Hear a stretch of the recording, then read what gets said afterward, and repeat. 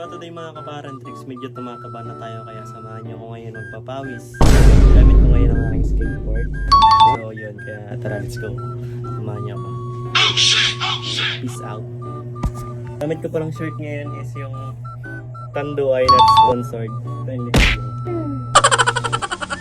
Bago ako makapunta sa spot, dumaan muna kay Tito Mac para makiram ng motor. At hindi na siya nagdalawang isip, pinahiram niya na agad ako. Sabi ko kasi, Tito Mac, pwede bang makiram ng motor mo? Maggas lang ako. Siya na rin pala yung nag-abot sa akin ng susi. At agad na akong umalis. At nandito na nga ako sa spot. Sa mga hindi kasi nakakalam, yung spot namin dito sa Sports Complex sa Nara, Palawan. Harap ng grandstand. Pagkatapos ko mag-exercise at mag-jumping jack ng 20 times, ay agad na ako napaikot sa buong court. Bago ko sa magpapaw sa skateboard, ang una kong ginagawa, mag-exercise muna ako para ba yung mga ugat sa katawan, pati ng dugo ko, hindi siya mabigla kapag gumalaw na ako sa skateboard.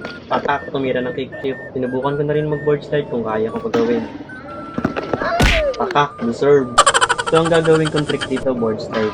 So sa mga hindi nakakalam yung board slide po, pinapaangat po namin yung deck o yung board para pumatong sa may bakal at automatic siya mag-slide. Lalagyan ko na lang din siya ng background music para hindi na humaba. Kaya background music, pasok. Let's go!